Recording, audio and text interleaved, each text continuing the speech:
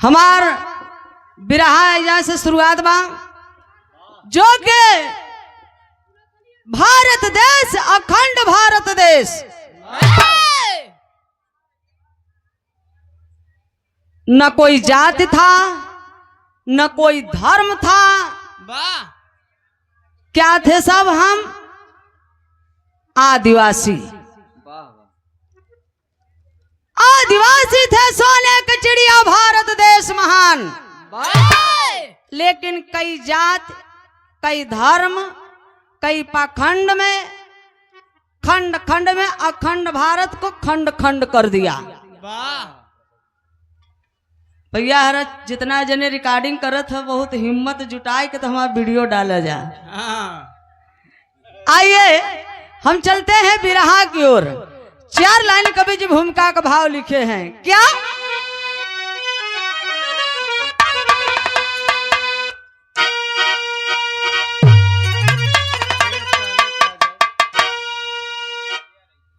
देश कहने को आजाद हो ही गया।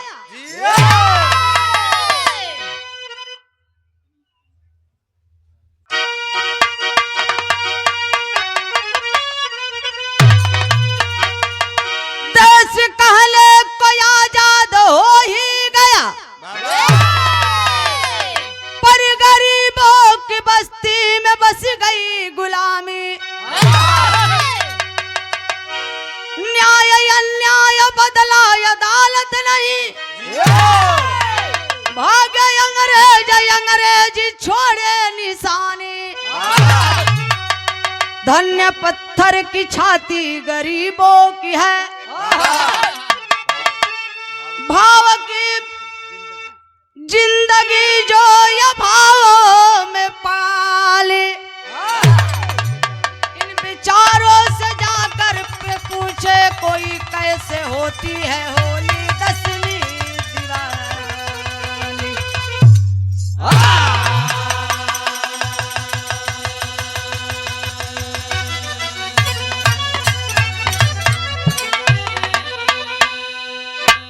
देश कहने को आजाद हो ही गया पर गरीबों की बस्ती में बस गई गुलामी। देश तो कहने को आजाद हो गया है। कहाँ आजाद है? सिर्फ कागज में। सिर्फ कागज में आजाद है देश। सिर्फ कहने को आजाद है देश। क्या मेरा समाज आजाद है? नहीं। कैसी होली कैसी दिवाली कैसी दशहरा कैसी आजादी। आज आजादी के चक्कर में सब लोग परेशान हैं कि हम कब आजाद होंगे। आखिर हम लोगों की कमी कहाँ हुई, आजादी कहाँ चली गई। बिरहा की शुरुआत में कवि जी का लाइन गजल का भाव लिखे हैं। क्या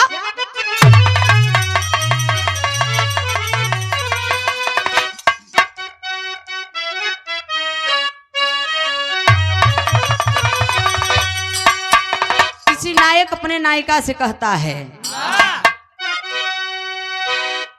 एक पर्दा वहीं से रहे मास्टर।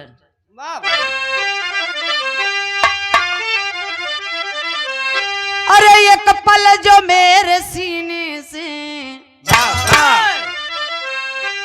एक पल जो मेरे सीने से ओढ़नी फिसल गई।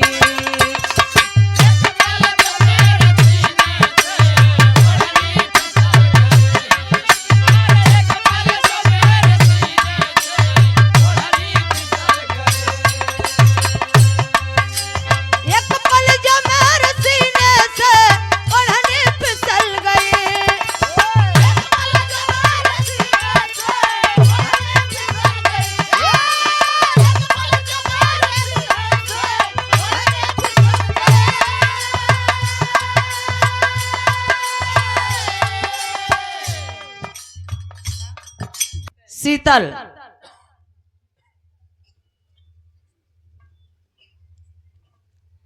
शीतल के तरफ से 50 रुपया धमदान की सुंदर पुष्पहार।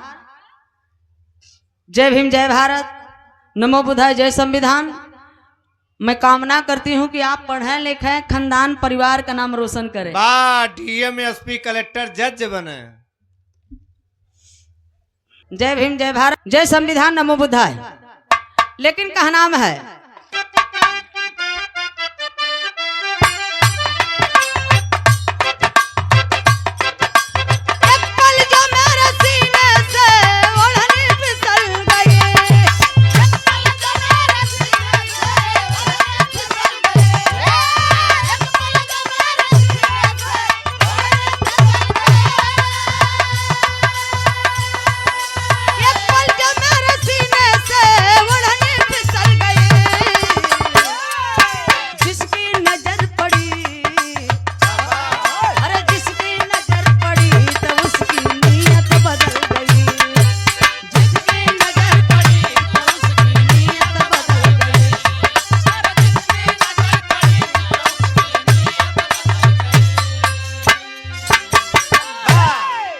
लेकिन बाहरे कवि की भाव, कवि अपने कलम से इशारा करते हैं। ए बाबू, आखिरकार में ये सोने का चिड़िया भारत देश कहां से बर्बाद हुआ, कहां कहां से लोग कैसे कैसे आए। डच आए, फ्रांसीसी आए, पुर्तगाली आए, उड़ी आए, शक आए, अंग्रेज आए, मुगल आए, आर्य आए। आर्य मतलब ब्राह्मण। हमारे देश में जब आर्य आए तो मेरे देश का नाम आर्याव्रत पड़ा, भारत के नाम पे भारत पड़ा। और जब अंग्रेज आए तो मेरे देश का नाम इंडिया पड़ा। और जब मेरे देश में मुगल आए तो मेरे देश का नाम हिंदुस्तान पड़ा। आखिरकार में बर्बाद कहां से हुआ? ये हमारा देश कहा नाम है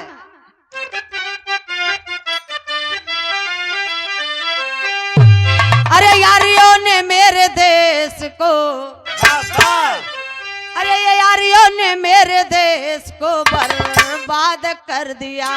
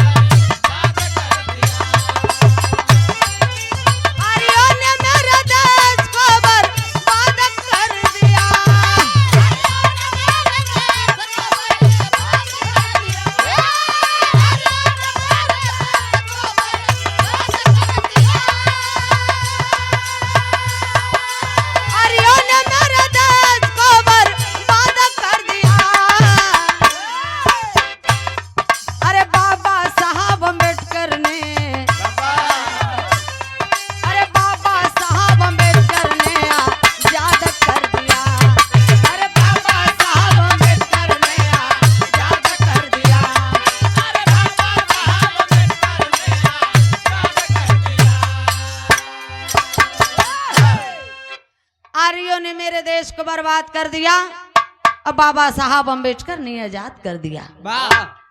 ए बाबू, कई हजारों तलवार से भी ताकतवर का है पेन, कलम चला दिए बाबा साहब, आजाद हो गए हम। दुश्मन चारों खाना चित्त हो गए। लेकिन आर्यों ने मेरे देश को बर्बाद कर दिया या बाबा साहब अम्बेडकर ने आजाद कर दिया। आज देश मेरा संविधान से चल रहा है।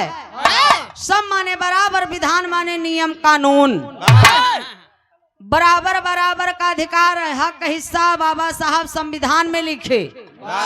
और चाहे कोई गांव का प्रधान हो, और चाहे कोई सांसद हो, और चाहे कोई विधायक हो, जिस दिन अपने कार्यकाल में पूर्ण रूप से लागू कर दे लिखा हुआ संविधान का चीज, उस दिन हमारे देश का तकदीर ही नहीं तस्वीर बदल जाएगा। लेकिन बेईमान लागू नहीं करेंगे, खत्म करने के चक्कर में पड़े हैं। ए बाबू, संविधान के पहले हम लोगों का क्या स्थिति परिस्थिति था बाबूजी? मनुविधान द्वारा मनुस्मृति बनाया गया। मनुस्मृति का कानून इतना कड़ा कानून था, इतना कड़ा कठिन कानून था, फिर भी हमारे आपके पुरखा पुरनिया उस समय लाचार मजबूर होकर के उनको चलना पड़ता था। आज मेहरारून बदे संविधान का कानून थोड़ा कम होएगा, सरल होएगा कि मेहरारून की जे चाहे बोल लेता। लेकिन क्यों बोलने का इन महिलाओं को शरीर पे स्तन ढांकने तक का धन्य है बाबा साहब। लेकिन उस मनो विधान का कानून कितना कठिन था। देखा है, इस समाज हमें पैसा ना देता, पैसा ना देता क्योंकि सबके सोशल मीडिया द्वारा पता बा कि हमार खेत कियारी योगी सरकार सब जैसे भी चलवा दिया, उसको जंगल घोषित कर दिया, 13 बीघा मरचा उजड़वा दिया और YouTube चैनल भी हमारा सब वीडियो डिलीट करवा दिया। जेल के अंदर इतना प्रताड़ित भी किया गया कि जेल से निकलने के बाद फिर से मिशन का नाम मत लेना। लेकिन ये आप लोगों का पैसा नहीं है, आप लोगों के पैसा से हमने सब कुछ बनाया था।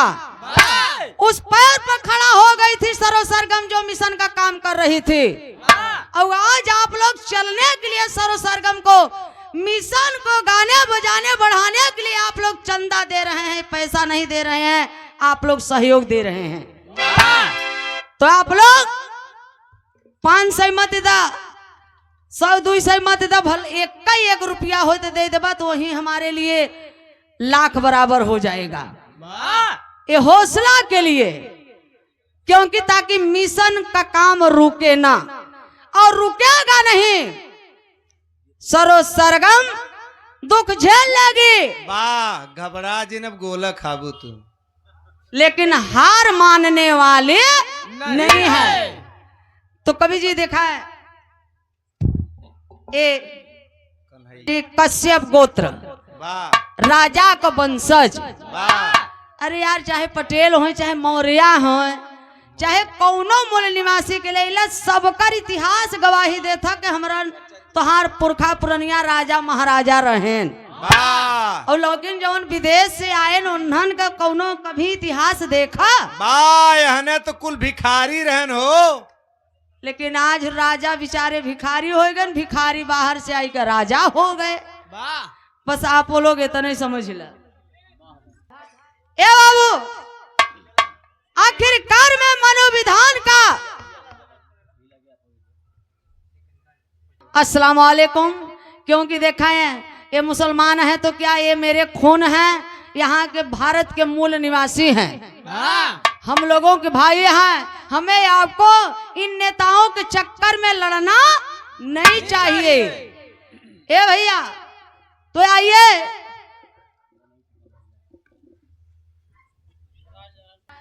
जय 85, जय मूल्यवासी, जय पीड़िए, वाह जय आदिवासी, जय चमारपासी। हे भैया, जो मनुस्मृति था उसका इतना कड़ा कानून था इन औरतों के लिए कि औरत इतनी नीच गंवार हैं। जैसे है कियारी है, खेत है, खेत का काम है सिर्फ साग सब्जी अनाज पैदा करना, उसी प्रकार इन औरतों का काम है सिर्फ बच्चा पैदा करना। वो कैसे हो? हर हाल में चाहे जैसे। कैसे? अरे यार, पति से न पैदा होई, बात है देवरे से, उनहू से न पैदा होई, जेठौते से, इनहू से न पैदा होई, ससुरे से, इनहू से न पैदा होई, तब ये सब पड़ोसिन से, इनहू सबसे ना होई, तब ये सब गांव वालन से, इनहू सबसे ना होई, तब का करो? बात हमसे मिला। ए भैया ये औरतन बदे इतना कठिन मनुस्मृति का कानून था कि हर हाल में उसको बच्चा पैदा करना है चाहे जैसे। भैया ये हम ना कहत है, भाई चंदनधारी हरे कहत हैं। हमके देखा शक मत कही जाया जा, हम ना कहते, हम कोई के कुछ कही तो ना, केवल इतिहास की बात बताई थे और जाए का मनुस्मृति में पढ़ लिया ना जेके विश्वास होए। ए भैया आखिरकार में हमारे बिरहा की कहानी एजा से शुरुआत बा। कैसे मास्टर?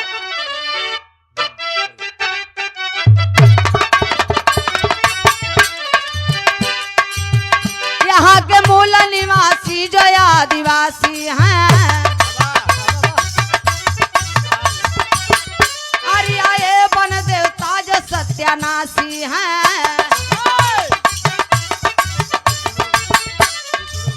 विष्णु बना लेता इंद्र सेना नायक है, यही विदेशी मेरे देश के नायक हैं, इनके समर्थन में कोई फॉरवर्ड कोई सूर हुआ, वो तन पुजारी निशाचर कोई असुर हुआ।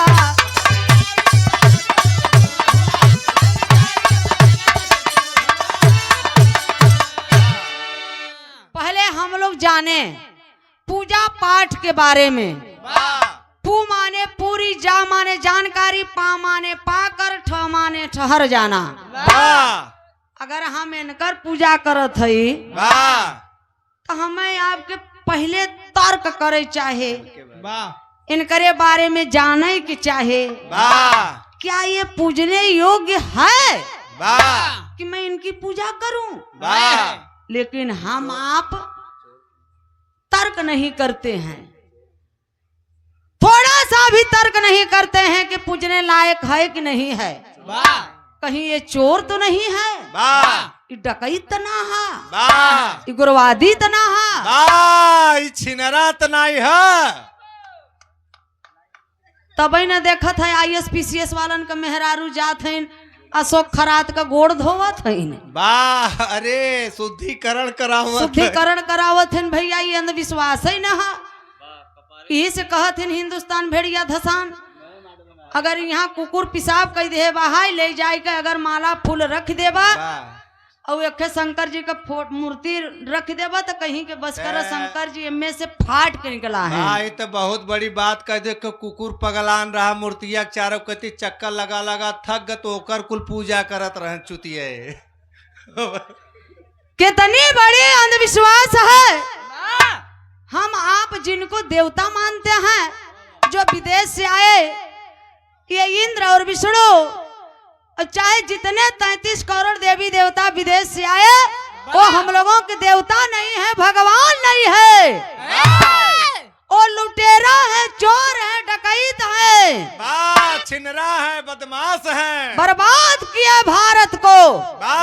तो हम लोगों के देवता कैसे हो सकते हैं?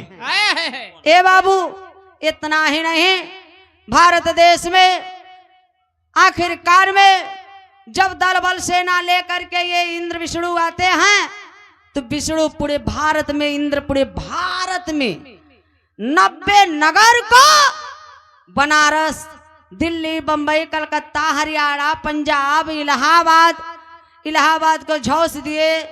जो झूसी है, झौस दिए, झूसी नाम पड़ गया।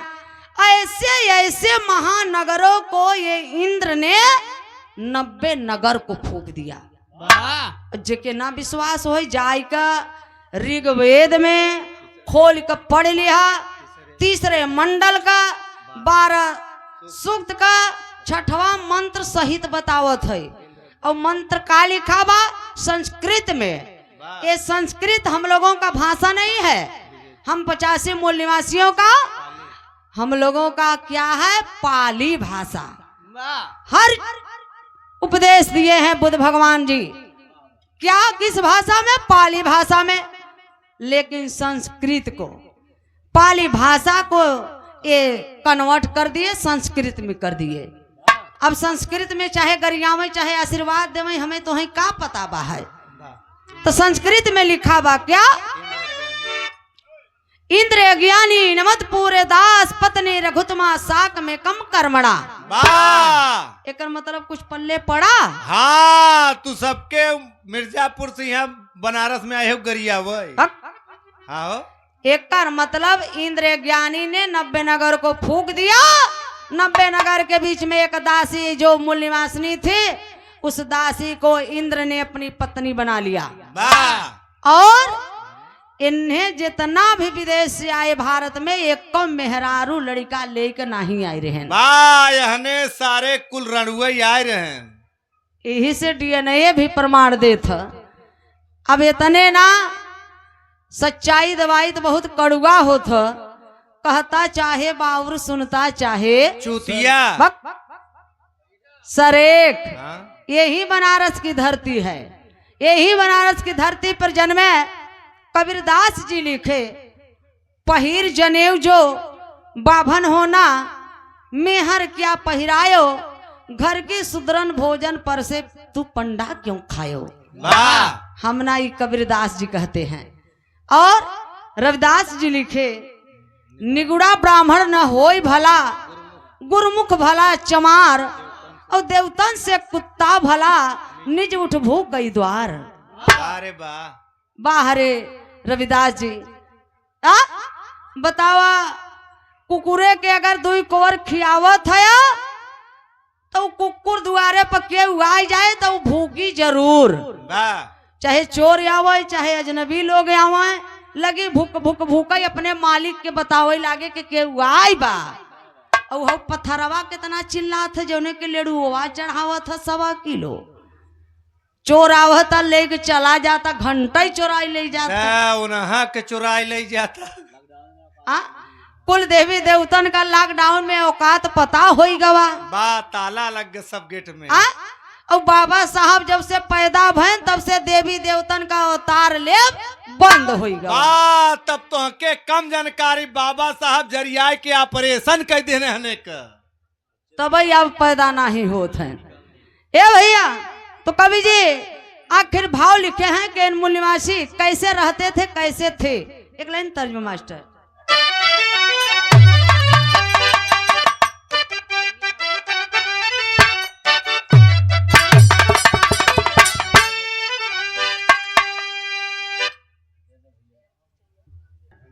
यहाँ भैसा गांव से, भैसा गांव, भैसी गांव, भैंसा स्टेशन, बड़ी बड़ी गांव बा है।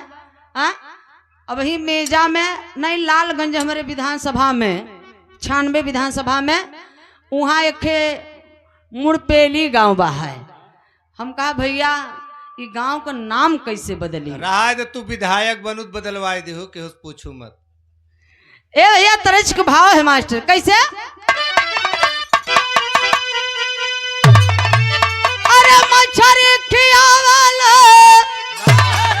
मच्छरी खियावेला, सैयाने रमोहे हमके, मच्छरी खियावेला, सैयाने रमोहे हमके, मच्छरी खियावेला, सैयाने रमोहे हमके, मच्छरी खियावेला, सैयाने रमोहे।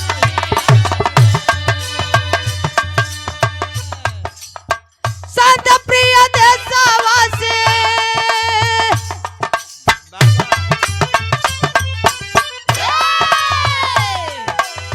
संत प्रिय देशवासी, बहुत सतावेला, बनी देवी देवा पापी, अगिया लगावेला, बनी देवी देवा पापी, अगिया लगावेला, बनी देवी देवा पापी। अब प्रधानी चुनाव भी नेराई गवा है। रच के डेट बढ़ गवा तो कुल प्रधान जिला पंचायत बीडीसी जितना रहे सब सन्न मार ले हैं। तो माल ज्यादा खर्चा करें का तू चाहत हो। भाई गांव का प्रधान का पद प्रधानमंत्री से भी ऊंचा होता है। ये लोग जज होते हैं, जज। ए भैया भैया भैया ए भैया का बात हो जाओ, धीरे से कोनो काम करा।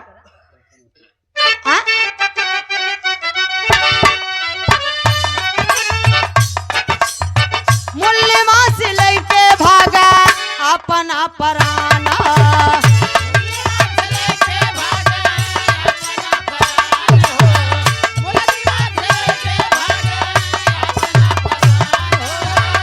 जंगल पहाड़ छिपे तज के समाना।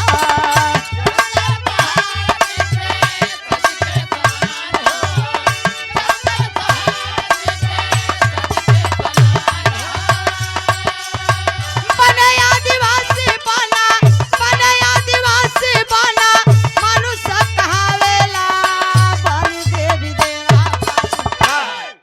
ए भैया, ई मूल निवासी एकदम शीतल सरल स्वभाव का, शांत स्वभाव का राजा, लेकिन जब इन्हें विदेशी आक्रमणकारी भारत में हमरे आए, जितने मूल निवासी थे मध्य एशिया, ईरान, इराक से, ये विदेशी गैया भेड़ बकरी चराने के बहाने जब हमारे भारत में आए तो ये लोग रुके कहाँ, खाना कहाँ खाएं? एकदम टापू में जंगल के किनारे, पहाड़े के किनारे ऐसे टेंट लगाए के भेड़ बकरी लेकर रहे। और हमार तोहार पूर्वज राजा खाए के चैन से सोए रात में, तो पहले निद्रा में नहीं, जब वो गांव में पहुंचे तो जे बड़ बुजुर्ग रहे ओके काट मार के फेंक दे। और नवयुवक जे रहा ओके अपने साथे सेना बनाए के रख ले। और जितना भारत का बहन बिटिया बचे परसेंटेज के हिसाब से इन्हें बांट बांट के ले ले। ए भैया, जे के ना विश्वास हो जाए के सरकारी किताब में कक्षा 6 के पाठ 4 में लिखा है, उस पाठ का नाम है आर्यों का भारत में आगमन। ए भैया, आखिरकार में इधर 85 मूल निवासी जो लड़ाकू थे, कि राणा प्रताप की तरह घास की रोटी खा लूंगा, लेकिन विदेशी कुत्ता कमीना हरामजादा चीर फाड़ के फेंक दूंगा। मूल निवासी हैं, राजा के वंशज हैं, मैं तेरी गुलामी कबूल नहीं करूंगा। ओके का बनाए? आदिवासी कोल भील मुसहरा। अब जे डेराई गवा कि हे पंडित जी, बाबू साहब तोहार गुलामी कबूल करब, सब कुछ करब, हमारे बहनी बिटिया का इज्जत मर्याद भी ले ले, चाहे खेत कियारी ले ले, कुल ले ले, 5 जूता भले मार, लेकिन हमें मार के भगाव मत। तब ओके का बनाए? जात नहीं था तब ओके का बनाए? अब विभाजित कर रहे हैं, हम लोगों को खंड खंड में बांट रहे हैं। क्या? अरे भय से समर्पित जान भैले देशवासिया।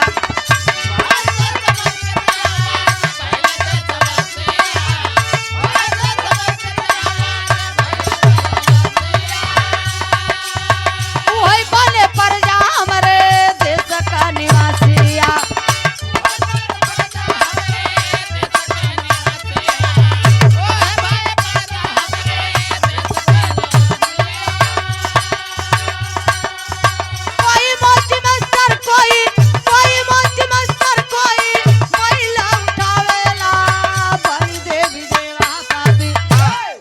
माने डर, जे डराएगा ओके प्रजा बनाई कर रखे। प्रजा कैसे बनाए? चल रे तो हमार जूता सिवाजी से तोए, चमार है। चल ले तो पानी भराजी से तोए, कहार है। चल ले तो गैया भैंस पालाजी से तोए। अहिर है, अहिर यादव। अहिर है तो का करी, लेकिन शूद्र है।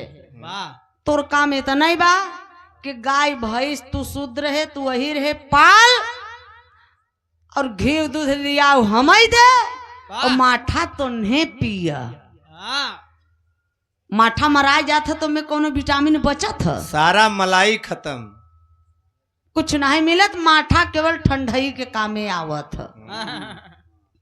अब हे अप्रैल लगवा बा, हमारी समाज समझ ला ना, तुरंत ही चौराहे पर पहुंच जाही। अरे यार बड़ा तेज गर्मता, ये गिलास लस्सी माठा मिल जाता है, पी ले तो पेटे में ठंडई आई जाता है। हमार समाज माठा पियत पियत ठंडई के चक्कर में ठंडा के ठंडई रह गए। वाह कहियो गरमाबे नहीं भैन। वाह जे गरमान केंद्र और राज्य का सरकार ईवीएम में घोटाला कह के बेईमानी चलैली है। हाँ तो और माठा पिए जा 2027 में ठंडा के ठंडा। भाई आजू से दूध पी, अब 27 में हम उलट पलट दे, अरे हल्के बाप मत रे। लियो। ए भैया तो वो ताकत होता है। आ? आजू से तो आहिर चल तू भेड़ बकरी पाल ताकि ठंड लगे तो कंबल हम लोगों के ओढ़ने के काम में आए। इसी प्रकार से यानी तू आज से गडरिया 6743 जातियों में हम लोगों को बांट दिए। एक जात में 7 जाति, तो जोड़ लीजिए कितनी जातियां हुई। नियर अबाउट 50,000। आज हमने वही बटा के बटई है। चमार हैं तो चमारे में ब्याह करी, यादों हैं तो यादों में ब्याह करी, वो गोत्र देख कर। हाँ पटेल हैं तो पटेल में करी हैं, निषाद हैं निषाद में करी हैं, मल्लाह हैं मल्लाह में करी हैं। अरे भैया हरा अब्बो से ज्ञान ले लेता जा, सरोजवा बतावता है। और नहीं तो फिर पता नहीं आगे का हुई। पंडित जी से ज्ञान ले ला, वो लोग कैसे शादी करते हैं, गोत्र चेंज करके वो लोग शादी करते हैं। क्योंकि गोत्र चेंज कई का शादी करे से जवन लड़का पैदा होत है तो हाइब्रिड पैदा होत। वो लोग शादी कैसे करते हैं, दुबे हैं तिवारी में तिवारी हैं, तो पाड़े में पाड़े हैं, तो पधिया में उपध्या हैं, तो मिसिर में मिसिर हैं, तो सुकुल में सुकुल हैं, तो ओझा में ओझा हैं, तो झा में। अब दुबे अगर ही मराए लगे तो चौबे उपध्या मिसिर सुकुल कुल दौड़ा यही बचाओ बदे के हमारे रिश्तेदार हों हमारे रिश्तेदार हों। और यहाँ वह एक जने चमार मरात रहे। अब भैया हरे मोटरसाइकिल से जात रही, मोटरसाइकिल रोक के देखी, पहले पूछही कि कौन जाति हो यार, कहाँ कहो। अब बताए दही कि चमार हो तो कहीं दे सरवा हमारे जाति नहीं, मार सारे की और मार बा एक गिराई गिराई मार और मार। अरे यार बाबा साहब कहे कि सर्वप्रथम पहले जातियां खत्म करो। झूठे जय भीम चिल्लात है, मिशन लेके चलत है। असली मिशन वाली तो सरो सरगम है। जब हम बदलेंगे तब जमाना बदलेगा।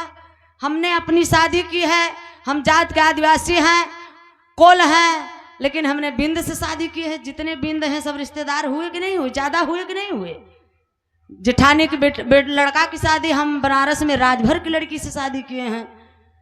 तो बाबा साहब कहे पहले जातियां खत्म करो, और ना ही ऐसे बटा के बटे रह जाएगा, कुछ कहे न पौबा। कभी बाबा साहब का सपना तब पूरा न हो पाई, क्योंकि संघे शक्ति कलयुगे बिना संगठन के हम आप कुछ कर नहीं सकते। और पाखंडवाद से हमें आपको दूर रहना पड़ेगा, वैज्ञानिक दृष्टिकोण की ओर चलना पड़ेगा। संविधान मेरा कह रहा है। तो कवि जी आगे भाव लिखे हैं टेरी की मास्टर।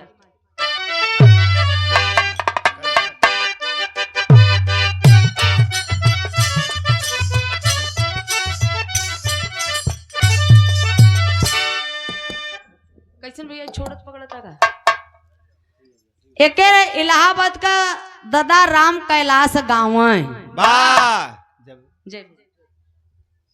जब गावत रहे ना तब तक तू अपने मम्मी के पेटे में बिरहा सीखत रहो। तुम्हें कैसे पता? तोहार चचा एक दिन हमसे मिला रहन बतावत रहे। अरे यार का गाँव है कैलाश दादा?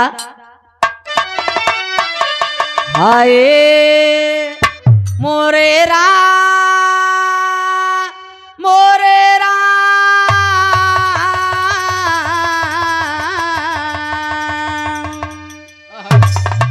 बोले बाबा जोगिया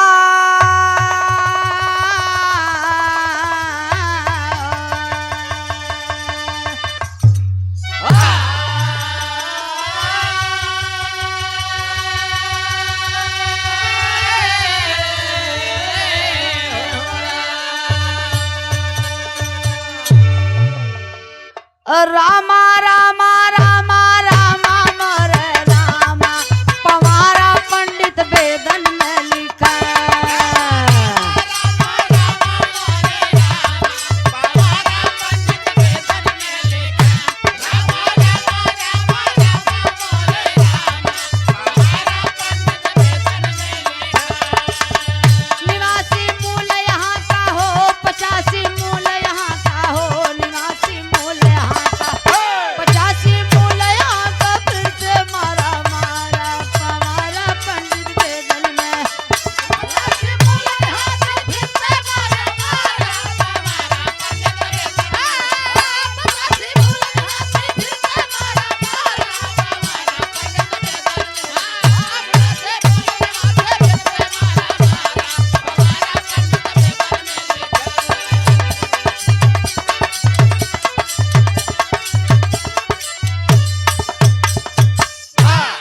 ए भैया, पंवारा पंडित, पंडित कोई जात नहीं होती, जो ज्ञानी होते हैं।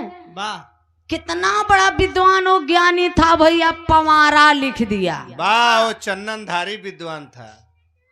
पंवारा क्या लिखे? शंकर जी अंजनी के काने में बीर डाल देहन तब हनुमान जी पैदा हो गए। वाह, कनवा में डलले से हो। उद्यान ऋषि का बीर सरवा पत्ता पे बहत जात रहा। वाह राजा दशरथ का बहिन चंद्रकला चाट लेहिन तब सरवन पैदा हो गया। वाह, तो वीर नहीं मलाई रहा, मलाई। तब अपने मेहरिया के चटा को दूध पट्टे चटाओ तो चटाओ चटाओ, वो पैदा करे आप तब इस समाज माने। हमार सब पढ़ा लिखा बैठा है, हम चुतिया मत बनावा। हम थोड़ा कहते ए भैया, और तीनों रानी सुमित्रा, कैकेयी, कौशल्या, श्रृंगी ऋषि निषाद के गुफा में खीर खाइन। वाह तब जाए का भरत, शत्रुघ्न, राम यौ लक्ष्मण पैदा भय। वाह, खिरिया खैले से हो। तनिका तर्क कर, आप लोग सोचा, जे मोहे से खाई तो गर्भाशय में जाए कि अमाशय में जाए? अरे यार, वो जमाने में गर्भाशय अमाशय कनेक्शन एक रहा। चुतिया बनाया है सबके। भाई तुलसी से जाए के पूछ ले। अरे यार, तथागत गौतम बुद्ध जी कहते हैं कि तर्क करो, जो तर्क न करे वो धर्मांध है, जो तर्क नहीं कर सकता वो मूर्ख है, जो तर्क करने की साहस नहीं रखता वो दास है, वो गुलाम है। तर्क करिए। सरदार भगत सिंह कहते हैं कि जो नौजवान, जो महान व्यक्ति, जो मूल निवासी ईश्वरवादी है, पाखंडवादी है, वो मेरे समझ में हिजड़ा है, ना मर्द है।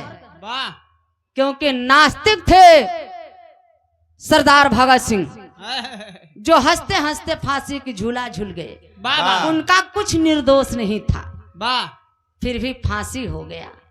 सर्व सरगम का कुछ भी गलत नहीं था, फिर भी जेल भेजा गया। 5 महीना जेल काटी। जेल के अंदर हमने अपने आंखों से देख के आया कि जितने हैं सब झंडा डंडा ढोवई वाले, SC ST OBC वाले, बेचारे सब निर्दोष लोग जेल में हैं। और झंडा डंडा का मालिक है तो मलाई खाते एसी में घूमते हैं। क्यों खबर लेता, क्यों देखा न भैया कि सरजों को क्यों मालिक है SC ST OBC वाले। हमने तो हमेशा 85 मूल्यवासी का बिरहा गाया, हमेशा SC ST OBC का बात उठाने का काम किया, मिशन की बात किया, फिर भी किसी ने आवाज नहीं उठाया। क्यों? इतना उस समय भय था लोगों के अंदर, इतना डर हो गया था कि उसका नाम मत लो, नहीं तो फिर जेल देखोगे। ए भैया, तो ये सबसे बड़ा पाखंड है। कवि जी आगे भाव लिखे हैं क्या?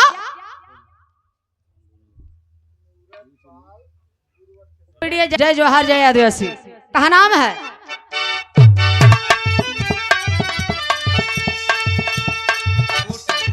उठनी तो पंडित के लगी गए,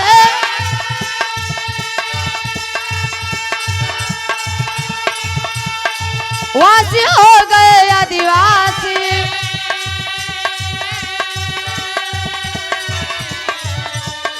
वर व्यवस्था लिखी गए, कहे शूद्र मान लख 84, लोहार कोहार सिपर चमार, प्रजा पावन चपरासी, सिपर में सर मोची धोबी, सिपर में सर मोची धोबी, महिला ढोवत 85।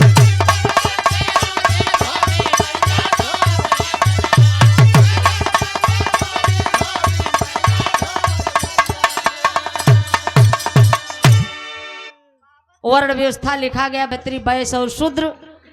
बाबूजी ब्राह्मण ब्रह्मा के मुख से पैदा हुआ, क्षत्रिय भुजा से, वैश्य पेड़ से और शूद्र तवन पैर से। बाप परवम बच्चे दानी कहाँ रही हो? अब लिखे वाले से पूछबो कि हमसे पूछत है। लोहार कोहार सीपर चमार परजा पावन चपरा से, सीपर मेस्तर मोची धोबी महिला ढोवत 85। अरे यार एक बार याद करिए, आपके लिए मिशन के लिए कांशीराम जी साइकिल चला चला के चोरी चोरी रहरी में, कहीं घरे में, कहीं चौराहे पर रोटी ले करके जाते थे। सूखी रोटी हो जाती थी, फिर भी देखा है नमक में पानी डाल के बाबूजी और रोटी भिगो करके खाते थे। किसके लिए? आपके लिए, मिशन के लिए, समाज के लिए। धन्य है मान्यवर कांशीराम जी। इसीलिए तथागत गौतम बुद्ध जी कहते हैं, सुख मांगने से नहीं मिलता, सुख मांगने से नहीं मिलता, जागने से मिलता है। यहाँ मांगे से तो भिखिया नहीं मिलता। धन्य है बाबूजी। आखिरकार में वेद पुराण रामायण महाभारत, धरती पुत्र मुलायम बाबूजी समाज के लिए जो काम कर दिए, यादव वंश में जन्मे, बाहर बाबू ललई राम यादव जो 1976 में सुप्रीम कोर्ट हाई कोर्ट फैसला भी दे दिया कि ये सब काल्पनिक कहानी है। रामायण महाभारत ये सब पात्र हैं, जितने उसमें कलाकार हैं, जिनको हम सब इतने बड़े मूर्ख उनको देवी और देवता जो मान रहे हैं। तो ये पाखंडवाद से दूर रहना होगा, संविधान कह रहा है मेरा। तो कवि जी आगे भाव लिखे मास्टर, आखिरी तरज का भाव है।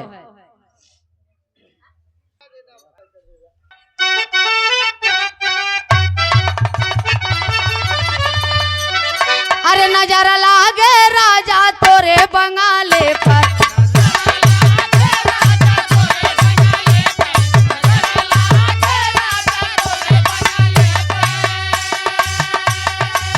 जो मैं होती राजा बन के कोयलिया,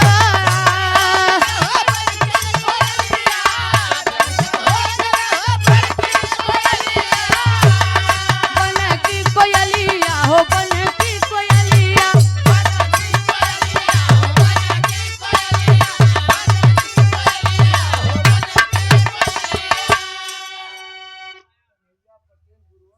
डॉक्टर सोनेलाल पटेल जी महान पुरुष, फिर भी हम उनके रास्ते पे नहीं चल रहे हैं। सरदार पटेल जी बाहर, सोनेलाल पटेल जी जो बौद्ध धर्म स्वीकार किए, बाहर बाबू ललई राम यादव, पेरियार रामास्वामी। देखिए जहां जन्म लेने वाले पेरियार रामास्वामी दक्षिण भारत तमिलनाडु में, वहां के लोग जागरूक हो गए हैं। 234 सीट है, 234 में से एक भी सीट ब्राह्मण को नहीं दिए, टिकट नहीं दिए, किसी पार्टी के चाहे हो दिए नहीं। क्योंकि बीजेपी भी नहीं दिया, कांग्रेस नहीं दिया, जयललिता नहीं दे। ये नहीं कि जागरूक इतना हो गए हैं, आप लोग मांग रहे हैं, ये नहीं काम है आप लोगों का। आप लोगों का काम है देने वाला। कांशीराम जी कहें कि मांगने वाला काम बंद करो, देने वाला काम करो। तो कवि जी देखा है पटेल जी की ओर से 100 रुपया, बहुत बहुत साधुवाद। जय भीम, जय भारत, नमो बुद्धाय, जय संविधान। इसलिए यहाँ भी हमें आपको जागने की जरूरत है। तब हम लोग, कवि जी भाव लिखे हैं, नजर लागल भैया मोरे देशवा पर,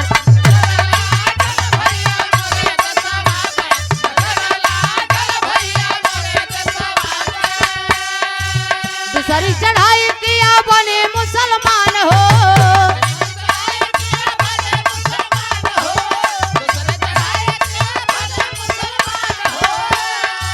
धन दौलत लूटा देश के ईमान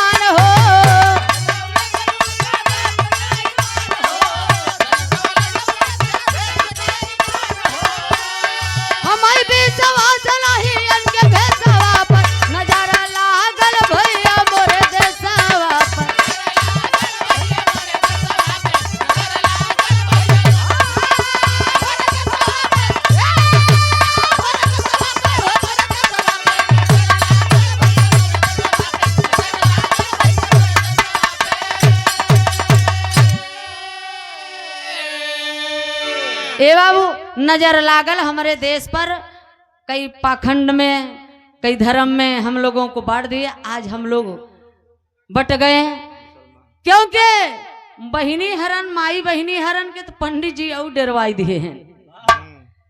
फलनिया तो करवा चौथ व्रत न रहवे तो तोर भतार जल्दी से मर जाए। बिचारी हरे डर के मारा करवा चौथ व्रत रही हैं। करवा चौथ व्रत रहने में इतनी बड़ी ताकत है कि भैया पति का लंबी उम्र होत। अच्छा ही बताओ, लड़का जब रोवे लागत तो लड़का के खिलही कहीं मत रो बाबू, मत रो लल्ला, बबुआ मत रोवा, आवा चंदा मामा दूध भात ले हे आवा, बबुआ के मुहवा में डाल द घुटुर। अब जब करवा चौथ व्रत रही हैं तो वही चलनी में भतारे के खड़ा कई का, तब देखी ही तब जाई का व्रत टूटे। उह चंदा मामा मेहरार उनका भतारव है और वही चंदा मामा मेहरार उनका मामा भी है। वाह, बतावा, हम तना चाणक्य जी कितने विद्वान थे, किसी भी जात के हों लेकिन बहुत बड़े विद्वान थे। बहुत अच्छी बात लिखे कि करवा चौथ व्रत रहने में इतनी बड़ी ताकत है। अगर हर पति की लंबी उम्र होती है तो भारत की किसी औरत को विधवा नहीं होना चाहिए। नकली कथा सुनाए के असली रुपया ले, हमारे तोहरे पैसा जुटाए के सबके सुतही दे। नकली कथा सुनब असली रुपया देव, माई बहनी हरे जही अचरे से गोड़ धरही। वो हत्यारे का अब यह सरोजवा असली कथा सुनावता। 1 रुपया दी हो जा, आई का गोड़ धरू, कोहड़ौरी लहसुन मरचा प्याज घी अपने घरे से लियाई भर भर कटोरिया दा। ये असली कथा। तब लाठी के दर्द जाए जो जेल में पड़ी हुई। अच्छा तो वो से मत डरवावा, इस सरो सरगम है, ये लोहा है। हाँ, स्टील बॉडी। हाँ, स्टील बॉडी ना, लोहा हो गल है, लोहा। Iron body. हाँ, आयरन लेडी मायावती। अरे यार तू नारी का शक्ति जवन चीज भा ना, वो लेडीज पुलिस ना, लेडीज पुलिस हमको नहीं मारी, जेंट्स मारे हैं। तो हड़कावो मत इस शरीरिया पे तनी। तू झूठा ही घबराता। 27 में सरकार बनाए तो उन्होंने खिंचवाए उन्हें हिसाब ले पिछवाड़े ले जाए के। शांत रहा ये समय। ए भैया तो पखंडवाद से दूर है, दूसरी चढ़ाई मुसलमान बन के मेरे भारत में आए। सुन्नी और शिया 2 समुदाय के हमारे भारत में मुसलमान हैं। वाह, जो 90% सुन्नी मुसलमान हैं, भारत के मूल निवासी हैं, आदिवासी हैं, उनको भी जबरदस्ती सुन्नी मुसलमान बनाया गया। और जो 10% हमारे भारत में हैं शिया मुसलमान, वो लोग मध्य एशिया, ईरान, इराक से आए हैं, जहां से ये यार ब्राह्मण आए हैं। ये इतिहास कह रहा है, सरगम नहीं कह रही है, डीएनए बता रहा है। तो कवि जी आल्हा में भाव लिखे हैं मास्टर।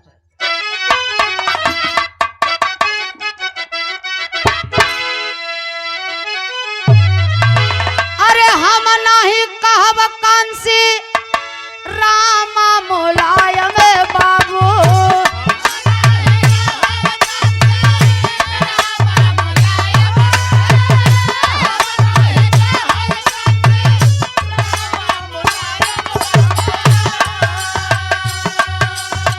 नहीं कांग्रेस मनमोहन सरकार,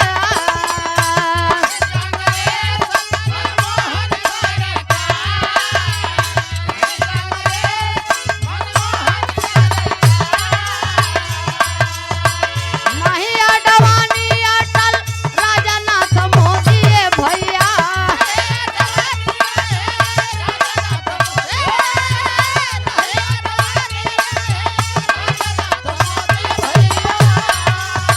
देशवा में हमरे बाटे पार्टी रे महान।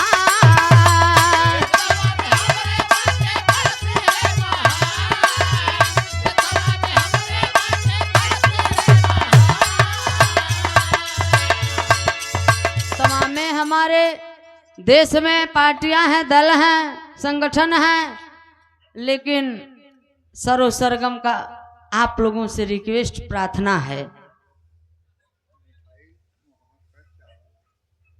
चाहे लेकिन जय 85 जय। लेकिन चाहे यादव हो, चाहे पटेल हो, चाहे चमार हो, चाहे मुसहरा हो, जो मिशन का है वो मेरा जाति है, और जो मिशन का नहीं है वो मेरा जात बिरादर नहीं है। वाह, वो तो पक्का दुश्मन है आपका।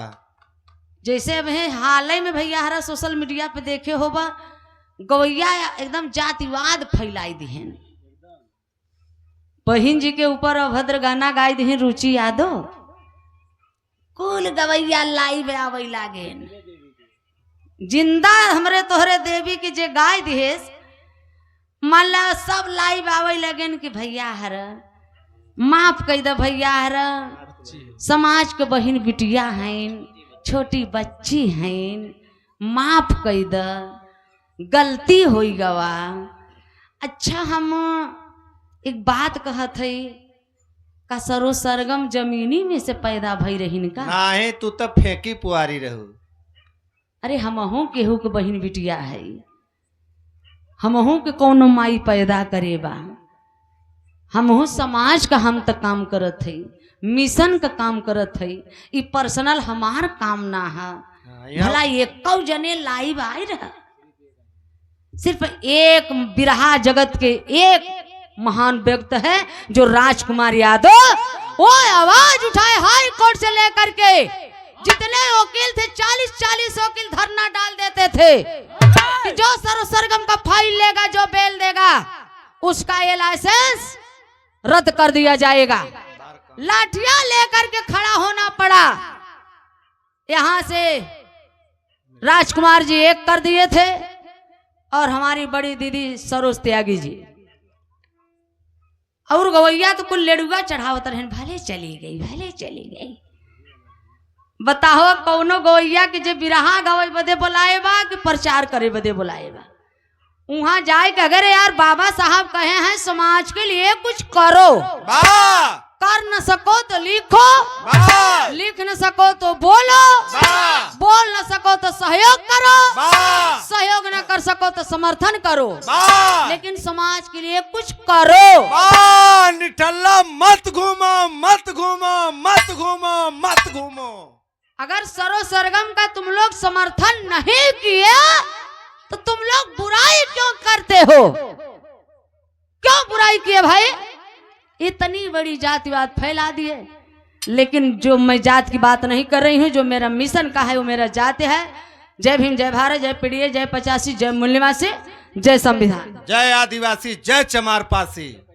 बाहर हमारे यादव समाज, यादव समाज के लिए बाहर है बाबू ललाई राम यादव, देवरिया का चंद्रभूषण यादव, कितना लड़ाई लड़े, किताब लिखे कि समाज मेरा पढ़े और जागरूक हो। यादव समाज का नहीं करता।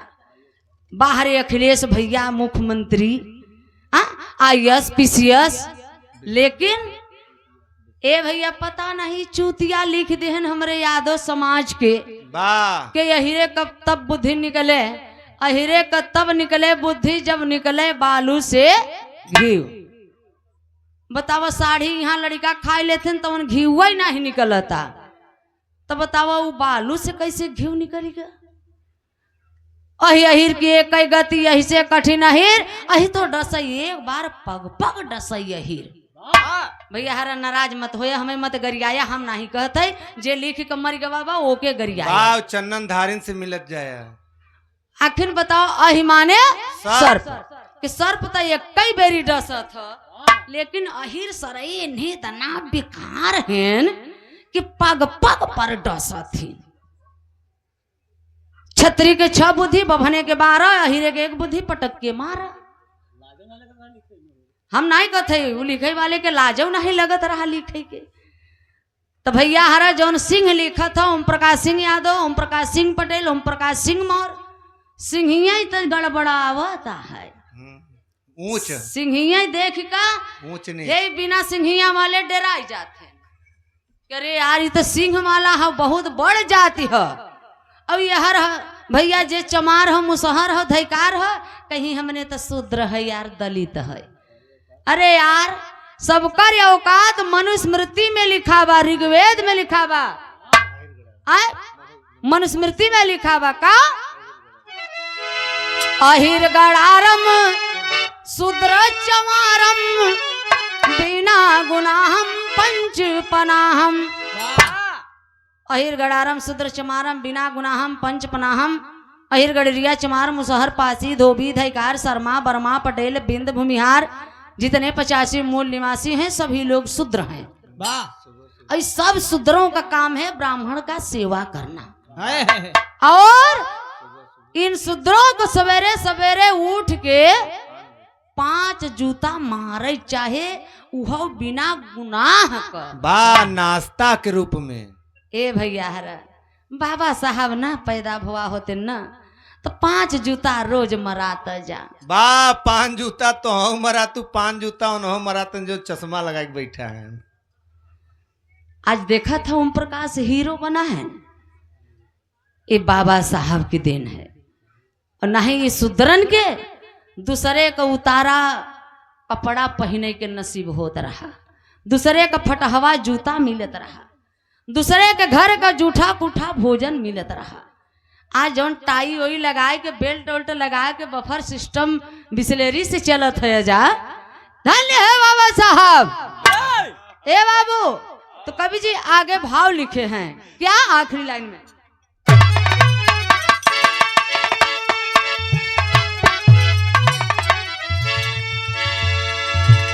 अरे गेरुआ वस्त्र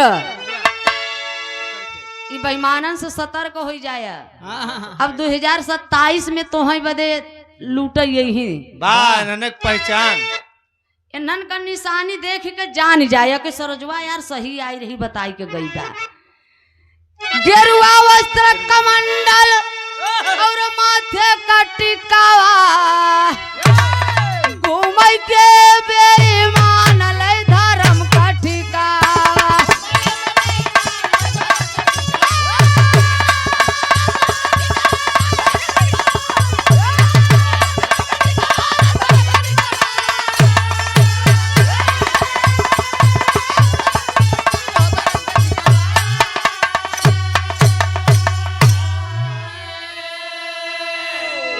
गेरुआ वस्त्र कमंडल और माथे का टिकवा घूमय के बेईमान ले धर्म का ठिकवा।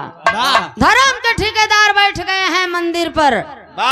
अरे यार पुजारी को भी पता है, पुजारी जब भी मांगता है मंदिर पे हमें आपसे भक्तों से मांगता है।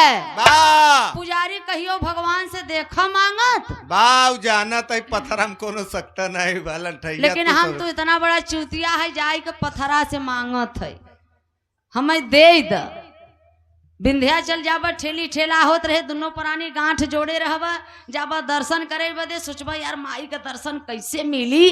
तब जुगाड़ रहोबा 500 रुपया देबा तो पंडा जी कैसे दर्शन करे ही झरोखा से और 2000 देबा तब चरण छुई के। आशीर्वाद है आशीर्वाद बेटा आशीर्वाद। बारे माई तो के माई समझ में आवत तो के बेटा समझ में आवत है। माई कहत है कि आशीर्वाद आशीर्वाद देथे हाफत आई जाबा बहरे अब जूता चप्पल रखे रहब कहब पंडित जी प्रसादी हमरन के दे द हऊ जूता चप्पल दे द और कई रुपया भ बताव। तो पंडित जी का करही आखिरी लाइन में आशीर्वाद देथिन दोनों प्राणीन के माथे पर चंदन लगाई दही हथवा में एक ललका धागा बांधथिन। भैया हरा के धागा बांधे बार उसका हाथ ऊपर कर देखी तो बांधे जा लजात है सोचा था कुछ बोल दे हैं तो का मतलब बा यही से चोरी से नीचे मई करे है। ए भैया तुम मंत्र पढ़त मंत्र संस्कृत में का पढ़त ओ मेर बद्धो बलि राजा दान वेद्रो महाबलः तेन्त्वा प्रतिध्वनि रक्षो माचल माचल। अरे पंडिताइन बा तो के पंडिताइन समझ में आवत है। अरे अरे इतना बढ़िया मंत्र के बोले हो मतलब ओ मेन बद्धो बलि राजा दान वेद्रो महाबलः तेन्त्वा प्रतिध्वनि रक्षो माचल माचल। हम ना इस श्लोक ही कह रहा है कि तुम लोगों को बलि राजा को जिस लाल धागे में बात करके मारे राजपाट शासन सत्ता शिक्षा रोटी कपड़ा मकान छीन लिए उसी प्रकार से आओ तुम्हें भी अटल रूप से इसी बंधन में बांधता और वो हमने जाई थे मंदिर में कसम खाई के आई थे कि हे पंडित जी कसम खाई के जाते मंदिरे में कि जौन कुछ रहा हमारे पुरखा पुरनिया से ले लिहा और जौन कुछ भी बचावा है कसम खाई के जाते कि हम खाए बिना भले मर जावे लेकिन तोहें खाए बिना मरे ना देवे। उहे तेरहिम बोलौबा बरहिम बोलौबा बियाह करब तब बोलौबा घर लिखौबा तब बोलौबा नौकरी पाई जाए लड़का तब बोलौबा लड़का पैदा हो जाए तब नामकरण करवावे बदे ले जाब पहुँच जाब 5,000 रुपया लेकर। बताओ जब नामो रखे के शक्ति नहीं बा तब काहे बदे 50 ठे पैदा कैले थे। तो बाबा साहब कहते हैं कि सारे दुखों का जड़ है अशिक्षा, अशिक्षा अज्ञान बाबूजी। क्योंकि मनुष्य स्वतंत्र हो जाता है शिक्षा, शिक्षा से मनुष्य स्वतंत्र हो जाता है।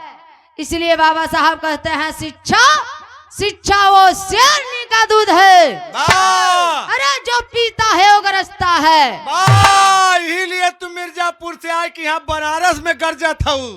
इसलिए बाबूजी आप लोग बाबा साहब के मिशन को आगे बढ़ाने के लिए बेटी और बेटा को जरूर पढ़ाएं लिखाएं और एक टाइम भोजन कम करें, दारू न पिए और बिटिया बेटवा के पढ़ाई जरूर दी है बाबूजी।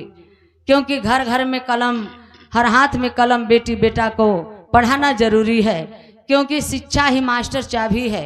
इसलिए बाबा साहब कहते हैं मंदिर की तरफ मत जाओ, जितने भीड़ मंदिर की तरफ जाते हो उतने भीड़ अगर विद्यालय की तरफ जिस दिन जाना शुरू कर दे उस दिन मेरा भारत विकसित हो जाएगा। तो यहीं से आखिरी लाइन का नाम है